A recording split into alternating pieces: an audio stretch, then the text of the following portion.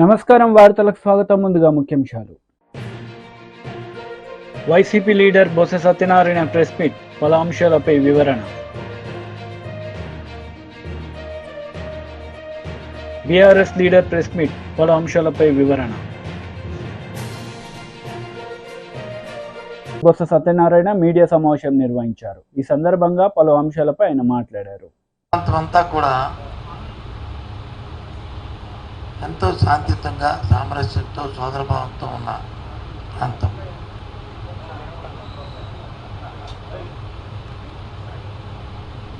ఎన్నికల నేపథ్యంలో కూడా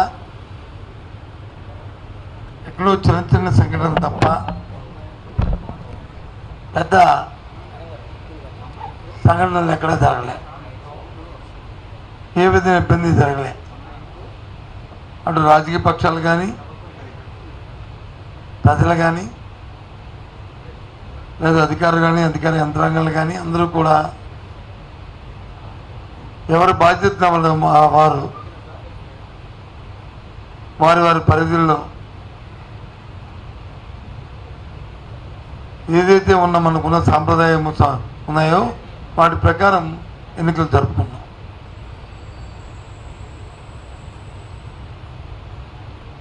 అయిన తర్వాత ఒకటి రెండు చిన్న చిన్న సంఘటనలు జరుగుతున్న నేపథ్యంలో వాటిని రాజకీయ లబ్ధి కోసం, రాజకీయ కోణంలో దయచేసి శాంతియుతంగా ఉన్న మా ఉత్తరాంధ్ర ప్రాంతంలో ఇటువంటి సంస్కృతి లేని నేపథ్యంలో రాజకీయాల కోసం లేనిపోయిన రాజకీయ ఆరోపణలు చేస్తూ వాటిని ప్రేరేపించొద్దని అన్ని పార్టీలని కోరుతున్నాను. ముఖ్యంగా పోలీసు వ్యవస్థను కూడా కోరుతున్నాను. నిష్పక్షపాతంగా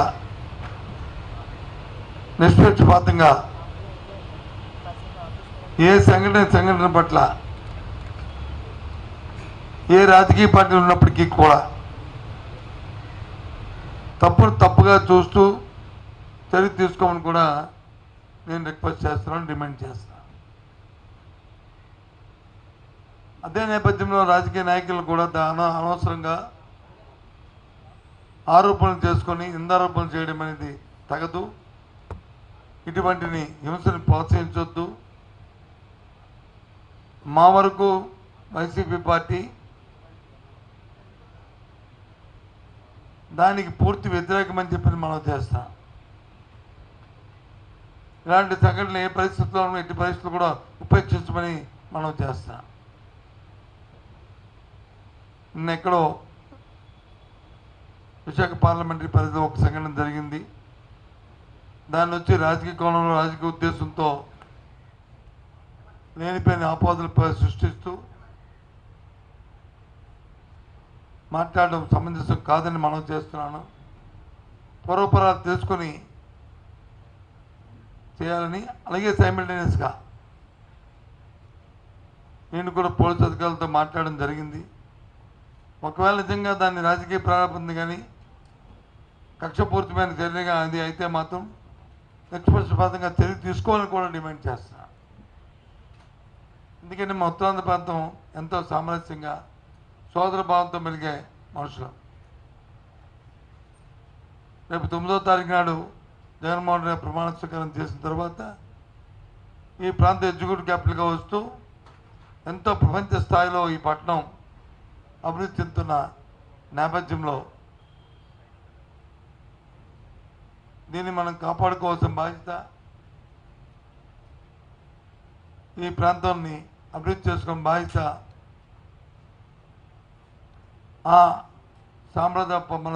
మన సాంప్రదాయాల్ని మనం కొనసాగించిన బాధ్యత ఈ ప్రాంత పౌరులుగా, ఒక రాజకీయ పార్టీ నేతలుగా కాకుండా ప్రాంత పౌరులుగా మన బాధ్యత అని చెప్పి అన్ని రాజకీయ పార్టీలు కూడా నేను కోరుతున్నాను. దయచేసి అందుకోసమే మీ ద్వారా చెప్దామని ఇవాళ ఈ పత్రికా సమావేశాన్ని ఏర్పాటు చేశానని మనం చేస్తాం. ఒకవైపు ఏమో మీరు ఖచ్చితంగా ప్రమాణ స్వీకారం చేస్తారని చెప్తున్నారు, ఇంకోవైపు ఏమో కంప్లైంట్లు ఇస్తున్నారు. మేమేమి కంప్లైంట్లు వచ్చి ప్రమాణ స్వీకారానికి కంప్లైంట్కి సంబంధం లేదు. కంప్లైంట్ దేనికి నిన్న గవర్నర్ గారిని కలిసామంటే మేము ఎలక్షన్ కమిషన్ ఎవరైతే నియమించిందో ఒక అధికారిని, ఓ రిటైర్డ్ పోలీస్ ఆఫీసర్ని లా అండ్ ఆర్డర్ సంబంధించి పర్యవేక్షించడానికి, ఆ అధికారి ఏకపక్ష నిర్ణయం తీసుకోవడం వల్ల ఏదైనా కంప్లైంట్ ఏదైనా ఒక ఫిర్యాదు వస్తే దాని మీద క్షుణ్ణంగా పరిశీలన లేకుండా చర్య తీసుకొని ఏ ప్రాంతంలో అయితే జిల్లాధికారులను మార్చారో ఆ ప్రాంతంలోనే సంఘటనలు జరిగిన సంఘటన పట్ల ముందు కానీ వెనక్కి కానీ దాని మీద ఆలోచన చేయలేదని చర్యలు తీసుకోలేదని చెప్పాం. ఒక అధికారిని నియమించే ముందు ఇటువంటి సున్నితమైన సమయాల్లో అధికారి తాలూకా యాంటీడేట్ వెరిఫికేషన్ చేసుకోవాలి. పూర్వపరంలో వారి తాలూకా ఎక్స్పీరియన్స్, వారి ఉద్యోగ బాధ్యతలు నిర్వర్తించినప్పుడు జరిగిన సంఘటనలు అవన్నీ పరిగణలో తీసుకొని చేయవలసిన బాధ్యత ఉంది. అలా కాకుండా చేయడం వల్ల ఆ తొందరపాటు నిర్ణయాల వల్ల ఈ జరిగాయని చెప్పని గవర్నర్ గారు ఫిర్యాదు చేశాం, సెంట్రల్ కమిషన్ ఫిర్యాదు చేశాం. దాని మీద నిన్న జరిగిన తర్వాత వచ్చిన ఉత్తర్వులు కూడా మనం చూసాం. అంతే తప్ప మాకేం అభద్రతా భావంతో మేమేం చేయలే. ఎందుకంటే రాబోయే కాలం మళ్ళీ రాష్ట్రాన్ని పరిపాలించిన వైఎస్ఆర్సీ పార్టీ కాబట్టి అటువంటి సంగతి పునరావృతం. టీడీపీ లీడర్ మీడియా సమావేశం నిర్వహించారు. ఈ సందర్భంగా పలు అంశాలపై ఆయన మాట్లాడారు. కార్యకర్తలు మీ మాటలు నమ్మే పరిస్థితిలో లేరు. ఒక చిన్న ఉదాహరణ, ఆర్టీఏ చిత్తూరు మీ పిఎల్ఆర్ ప్రాజెక్ట్స్ వెహికల్ నెంబర్ కూడా చెప్తాను, సజ్జల జగన్మోహన్ రెడ్డి. మీ పిఎల్ఆర్ ప్రాజెక్ట్స్ వెహికల్సే AP39U E3857 exporting to other countries. అంటే మీ పెద్దిరెడ్డి కంపెనీలు, పిఎల్ఆర్ కంపెనీలు, మీ వెహికల్స్ అన్నీ కూడా ఎలక్షన్ షెడ్యూలు, ఎలక్షన్ ప్రకటనలు అన్నీ వచ్చిన తర్వాత ఈ ప్రక్రియ అంతా పూర్తవగానే మొత్తం మీ కంపెనీ, మీ నాయకుల కంపెనీల తాలూకా వెహికల్స్ అన్నీ కూడా ఇతర రాష్ట్రాలకి, ఇతర దేశాలకి పంపించేసుకుంటా ఉన్నారు. ముఖ్యమంత్రి ఏమో లండన్ పోతూ ఉన్నాడు, పిఎల్ఆర్ కంపెనీ వెహికల్స్ ఏమో బయట రాష్ట్రాలకి, బయట దేశాలకి ఎక్స్పోర్ట్ అయిపోతూ ఉన్నాయి. రెండో పక్క ఎవరన్నా అమ్మించాలని సజ్జల ఇవాళ నువ్వు మళ్ళీ సొల్లు కబుర్లు మొదలుపెట్టావు. ఇవాళ కేపాల్ కాన్ఫిడెన్స్ లెవెల్ ఏ స్థాయిలో ఉందో జగన్మోహన్ రెడ్డి కాన్ఫిడెన్స్ లెవెల్ కూడా అదే స్థాయిలో నిన్న ఉంది. కేపాల్ కాన్ఫిడెన్స్ లెవెల్కి, జగన్మోహన్ రెడ్డి కాన్ఫిడెన్స్ లెవెల్కి నిన్న సోషల్ మీడియాలో ట్రోలింగ్సే అర్థమవుతూ ఉన్నాయి. కాబట్టి పిచ్చి ప్రలాపనలు మానేయండి. ల్యాండ్ టైటిలింగ్ యాక్ట్ మీ పుట్టి ముంచింది.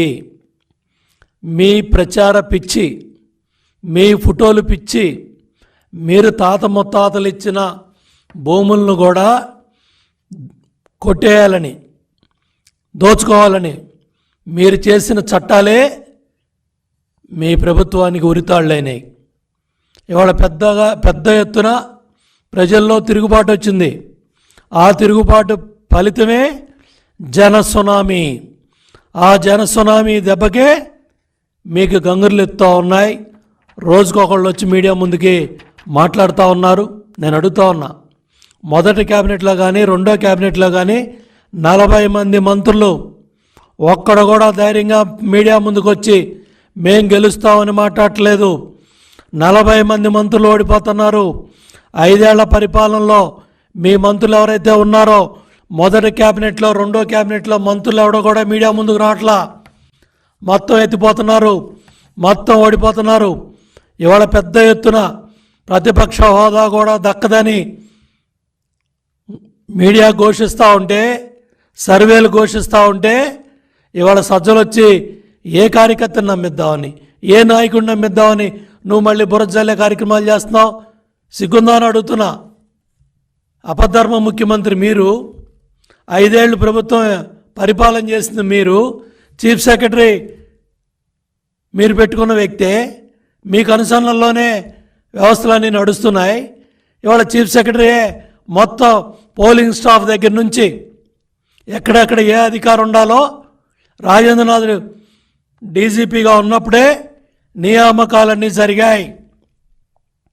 ఇవాళ ఈసీ మీద బురజల్లాలనో, తెలుగుదేశం పార్టీ మీద బురజల్లాలనో, ఎన్డీఏ కాటు మీద బురజల్లాలనో, కేంద్రం మీద బురజల్లాలనో ఇవాళ సజ్జల ఎత్తిపోయే మాటలు మాట్లాడుతూ ఉన్నాడు. భయం కళ్ళల్లో కనపడతా ఉంది, పిరిగితనం కళ్ళల్లో కనపడతా ఉంది. అపధర్మ ముఖ్యమంత్రి లండన్ పోయి వస్తాడో లేదో అనే డౌట్ కూడా సజ్జల రామకృష్ణారెడ్డి మాటల్లో డొల్లతనం బయటపడతా ఉంది. ఎందుకంటే సజ్జల భార్గవరెడ్డి ఎలక్షన్ అయిన 24 గంటల్లో జెండా ఎత్తేసాడు. మొత్తం సోషల్ మీడియా వైసీపీ దుకాణం బంద్ అయిపోయింది, కీలకతం అయిపోయింది. మొత్తం దుకాణం సర్దేశారు. మొత్తం సజ్జల భార్గవరెడ్డి జెండా ఎత్తేసి హైదరాబాద్ వెళ్ళిపోయాడు, పక్క రాష్ట్రాలకు వెళ్ళిపోయాడు. ఇవాళ నీ కొడుకే జెండా ఎత్తేసి వెళ్ళిపోతే నిన్న కార్యకర్తలు నాయకులు కన్నీళ్లు తొడటానికి, వాళ్ళని ఓదార్చడానికి నిన్న జగన్ రెడ్డి మాటల్లో కాన్ఫిడెన్స్ కార్యకర్తలకి నాయకులు దక్కపోయేపాటికి మళ్ళీ ఉదయం సజ్జల రామకృష్ణారెడ్డి వచ్చి మీడియా ముందు మళ్ళీ అసత్యాలు అబద్ధాలు ప్రచారం. బీజేపీ లీడర్ మీడియా సమావేశం నిర్వహించారు. ఈ సందర్భంగా పలు అంశాలపై ఆయన మాట్లాడారు. పోటీ చేస్తున్నటువంటి అభ్యర్థి ఖర్చులో జమ చేసి ఆయనను డిస్క్వాలిఫై చేయమని ఈరోజు ఎన్నికల సంఘానికి సంబంధించిన అధికారికి మేము దరఖాస్తు ఇచ్చాం. ఎఫ్ఐఆర్ చేగుంటలో నమోదైనటువంటి క్రైమ్ నెంబర్ 161/2024 మళ్ళీ ఎఫ్ఐఆర్ కాపీ లేదంటారేమో అని చెప్పి పబ్లిక్ డాక్యుమెంట్ ఇది, గూగుల్లో కొడితే దొరుకుతూ ఉంది. క్రైమ్ నెంబర్ 161/2024 పోలీసు వాళ్ళు నమోదు చేసినటువంటి ఎఫ్ఐఆర్ కాపీ తీసుకొచ్చాం. ఈ ఎఫ్ఐఆర్ కాపీకి అనుబంధంగా వాళ్ళు పెట్టినటువంటి పంచనామా, ఈ పంచనామాలో ఏ బూత్కి ఎన్ని పైసలు, ఎన్ని కవర్లు అనేది డీటెయిల్గా రాయడం జరిగింది. ఇన్ని ఆధారాలను తీసుకొని వచ్చి ఈరోజు ఎన్నికల సంఘానికి మేము ఇచ్చి, ఈ పోలీసు వాళ్ళు రిజిస్టర్ చేసినటువంటి కేసులో రెడ్ హ్యాండెడ్గా దొరికినటువంటి 3 ముద్దాయిలు, వాళ్ళు చెప్పిన పేరు ఏంటంటే 4వ పేరు కొండాపూర్ గ్రామానికి సంబంధించిన రాజిరెడ్డి అనేటువంటి వ్యక్తి వెంకట్రామరెడ్డి గారి తరఫున ఈ డబ్బుల్ని ఊర్లలో పంచమని మాకు ఇచ్చినాడు అని పోలీసు వాళ్ళకి ఇచ్చిన కన్ఫెషన్ స్టేట్మెంట్లో దొరికిన 3 ముద్దాయిలు చాలా స్పష్టంగా చెప్పడం జరిగింది. నేను ఈ సందర్భంగా ఎస్ఐ చేగుంటను అప్రిషియేట్ చేస్తూనే ఎస్పీ మెదక్ గారికి చెప్తున్నటువంటి విషయం ఏంటంటే, ఈ ఇన్వెస్టిగేషన్ ఎవరైతే సూమోటో కంప్లైంట్ ఇచ్చిండో ఆ ఎస్ఐ ఈ కేసు ఇన్వెస్టిగేషన్ చేయడానికి వీల్లేదు. కాబట్టి జిల్లా పోలీస్ అధికారిగా ఇంకొక అధికారిని ఈ కేసుని ఇన్వెస్టిగేట్ చేయడానికి అపాయింట్ చేసి, ఏ ఫామ్ హౌస్లో అయితే మీటింగ్ పెట్టినరో ఆ ఫామ్ హౌస్ సీసీటీవీని ఫుటేజ్ని రికవరీ చేసి అందులో ఉన్నటువంటి అన్ని కార్లను కూడా ఈ కేసుల్లో ముద్దాయిగా చేర్చడంతో పాటు ఇంకా టెక్నాలజీ బాగా పెరిగింది కాబట్టి ఆ ఫామ్ హౌస్లో ఆ అర్ధరాత్రి ఉన్నటువంటి కార్లతో పాటు ఆ టవర్ లొకేషన్ తీసుకుంటే ఆ టవర్ కింద ఎన్ని ఫోన్లు అప్పుడు ఉన్నాయో ఆ ఫామ్ హౌస్లో తెలుస్తుంది. కాబట్టి వాళ్ళందరినీ కూడా ముద్దాయిలుగా చేర్పించి ప్రాపర్గా ఇన్వెస్టిగేషన్ చేయించాలని ఎన్నికల అధికారికి ఈ సందర్భంగా దరఖాస్తు ఇచ్చాం. బీఆర్ఎస్ లీడర్ మీడియా సమావేశం నిర్వహించారు. ఈ సందర్భంగా పలు అంశాలపై ఆయన మాట్లాడారు. ధాన్యం తడిచిపోయిన నీళ్లలో ధాన్యం తేలుతూ ఉంటే ప్రభుత్వానికి పట్టింపు లేదు. ప్రభుత్వం తడిచిన ధాన్యం కొనండి అని ఆదేశాలు మాత్రం పత్రికల్లో వస్తూ ఉన్నాయి, కానీ ఆచరణలో ఎక్కడ కూడా సరైనటువంటి రీతిలో అధికార స్పందన లేదనేటువంటి మాట వాస్తవం. ఇటువంటి స్థితిలో రైతాంగానికి అండగా ఉండాలని, రైతాంగానికి ధైర్యం ఇవ్వాలని, రైతాంగం పట్ల మా అధినేత కేసీఆర్ గారి కాలంలో ఇచ్చినటువంటి అనేక సంక్షేమ పథకాలు దూరమైపోతున్నటువంటి భావన నుండి రైతాంగాన్ని పోరాటం వైపు మళ్లించడానికి మా అధినేత కేసీఆర్ పిలుపు మేరకు తెలంగాణ రైతాంగం అంతా కూడా గత 2 రోజులుగా పెద్ద ఎత్తున రోడ్ల మీదకి వచ్చేటువంటి పరిస్థితి వచ్చింది. అనేక ప్రాంతాల్లో పెద్ద ఎత్తున ధర్నాలు జరిగినాయి. రైతాంగం అంతా కూడా రోడ్ల మీదకి వచ్చి, ఓ ప్రభుత్వమా, నువ్వు కనీసం మాకు భరోసా ఇవ్వకున్నా మేము తెచ్చిన గింజలు కొనండి అని ప్రాధేయపడతా ఉంటే ఇవాళ ఈ ప్రభుత్వానికి కనికరం లేకపోవడం అనేటువంటిది ఇవాళ మనం చాలా స్పష్టంగా చూస్తూ ఉన్నాం. అందుకే మేము ఈ ప్రభుత్వాన్ని డిమాండ్ చేస్తూ ఉన్నాం, వెంటనే మీరు ధాన్యాన్ని అన్నీ కొనండి. ధాన్యాన్ని కొనడమే కాదు, ఇంకొక వైపు మొన్న ముఖ్యమంత్రి గారు రేవంత్ రెడ్డి గారు మాటలు చూస్తూ ఉన్నాం. మనం అనేక అడ్వర్టైజ్మెంట్లు చూస్తుంటాం, కార్పొరేట్ కంపెనీలే కానీ లేకుంటే మిగతా కంపెనీల అడ్వర్టైజ్మెంట్లు చూస్తాం. 50% ఆఫ్ అని పెడతారు, చిన్నగా ఎక్కడనో కండిషన్ సప్లై అని పెడతారు. ఇవాళ ప్రభుత్వ పరిస్థితి కూడా కండిషన్ అప్లైకి వచ్చింది. ఇవాళ ఏమైంది, తెలంగాణలో 500 బోనస్ ఇస్తామన్నటువంటి ప్రభుత్వం ఎగవేసింది. ఎగవేయడమే కాకుండా ఇవాళ ఇంకొక చిలుక పలుకులు పలుకుతూ ఉన్నది, సన్న వడ్లకు మాత్రమే, మేము సన్నాలకు మాత్రమే బోనస్ ఇస్తామని చెప్తా ఉన్నారు. తెలంగాణ రైతాంగానికి కానీ తెలంగాణ ప్రజలకు కానీ తెలుసు తెలంగాణలో పండే పంట ఏందని. 100% రైతాంగం సన్నవడ్లు వేయరు, కేవలం ఒక 20% మాత్రమే తెలంగాణలో సన్నాలు పండించేటువంటి పరిస్థితి. ఎందుకంటే సన్నాలు పండించడం వల్ల రైతాంగానికి అధిక పెట్టుబడి ఒకవైపు, దిగుబడి తక్కువ వస్తుంది అనేటువంటి ఒక దాంతో ఇవాళ ఎవ్వరు కూడా ఆ వైపు పోతలేరు. గతంలో ఒకసారి కేసీఆర్ గారు ఇదే మాట అంటే, మరి వడ్లు కొనము, మేము దొడ్డు వడ్లు కొనమని ఆ రోజు కేంద్రం ఎత్తేస్తే సన్నవడ్లు పెట్టాల్సుకున్నటువంటి దురవస్థ వస్తుందేమో తెలంగాణ కంటే, అప్పుడు వీళ్ళందరూ కూడా మా మీద ఎదురుదాడి చేశారు. తెలంగాణ రైతాంగానికి టీడీపీ లీడర్ మీడియా సమావేశం నిర్వహించారు. ఈ సందర్భంగా పలు అంశాలపై ఆయన మాట్లాడారు. లేకపోతే ఆ కోర్టు ఆర్డర్స్ ఇస్తే మొన్న మార్చి వరకు ఎటువంటి అనుమతులు, పర్యావరణ అనుమతులు కానీ ఇతరత్ర అనుమతులు కానీ ఎటువంటి అనుమతులు లేకుండా యథేచ్ఛగా అక్రమంగా ఇసుక తవ్వకాలు జరిపించారు. దీనికి ఏం సమాధానం చెప్తారు ఈ ప్రభుత్వం?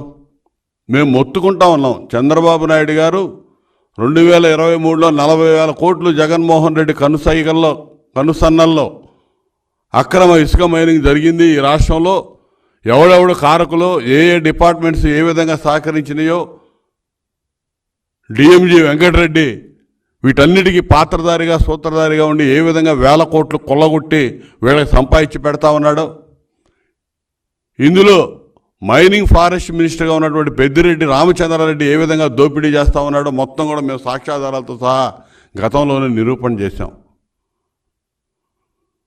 వీటన్నిటినీ కూడా అసలు లెక్క చేయకుండా ఎన్జిటి నేషనల్ గ్రీన్ ట్రిబ్యునల్ ఆదేశాలు లెక్క చేయలేదు, సుప్రీంకోర్టు అంటే లెక్కలేదు, అసలు వ్యవస్థలంటే లెక్కలేదు. వీళ్ళ ఇష్టానుసారం అక్రమంగా ఇసుక తవ్వకాలు సాగిస్తూనే ఉన్నారు యథేచ్ఛగా. నిన్న ఆర్డర్స్ ఇచ్చింది, ఇప్పుడు కూడా రాష్ట్రంలో యథేచ్ఛగా జరుగుతూ ఉన్నాయి. ఇవాళ ఏం చెప్పాలి? సుప్రీంకోర్టు అడిగినప్పుడు మేము కేసులు ఫైల్ చేశామని చెప్పారు. ఎవరి మీద పెట్టారు కేసులు? ఏ కంపెనీ మీద పెట్టారు? చెప్పాలి, డిఎంజీ చెప్పాలి సమాధానం. ఏ కంపెనీలు మీద పెట్టాడో, ఎవరి మీద పెట్టారో. ఎంఓఎఫ్సిసి అక్రమ తవ్వకాలు భారీ యంత్రాల సహాయంతో చేస్తూ ఉన్నారని చెప్పి రిపోర్ట్ సబ్మిట్ చేసింది. ఎటువంటి పర్మిషన్ లేకుండా వీళ్ళు చేస్తూ ఉన్నారని చెప్పి 2024 ఫిబ్రవరిలో మినిస్ట్రీ ఆఫ్ ఎన్విరాన్మెంటల్ ఫారెస్ట్ వీళ్ళు చెప్తే దాని మీద ఇంతవరకు చర్యలు లేవు. అసలు ఏం చెప్పినా సరే దున్నపోతు మీద వర్షం పడ్డ చందాన్ని వ్యవహరిస్తూ ఉన్నారు. అసలు చర్యలనే నిల్లు. అసలు దీనికి ఈరోజు సుప్రీంకోర్టు కూడా చెప్పిన దానికి అసలు ఏం చెప్తారో అర్థం కావట్లా. ఇప్పుడు వీళ్ళ పర్యవేక్షణ, రాష్ట్ర ప్రభుత్వ పర్యవేక్షణ లేకుండా సుప్రీంకోర్టు పర్యవేక్షణలో జరపాలి రేపటి నుంచి. కలెక్టర్లు చూస్తేనే 22 మంది కలెక్టర్లు ఒకే రకంగా ఏ అక్రమ తవ్వకాలు జరగట్లేదని రిపోర్ట్లు ఇచ్చారు. ఇవన్నీ రేపు 10 రోజుల తర్వాత 20 రోజుల తర్వాత ప్రభుత్వం. వార్తలు ముగించే ముందు ముఖ్యాంశాలు మరోసారి. YCP leader Botsa Satyanarayana press meet, పలు అంశాలపై వివరణ. బీఆర్ఎస్ లీడర్ ప్రెస్ మీట్, పలు అంశాలపై వివరణ. ఈ వార్తలు ఇంతటితో సమాప్తం. తిరిగి ప్రసారమయ్యే వార్తల్లో మళ్ళీ కలుద్దాం. అంతవరకు సెలవు. నమస్తే.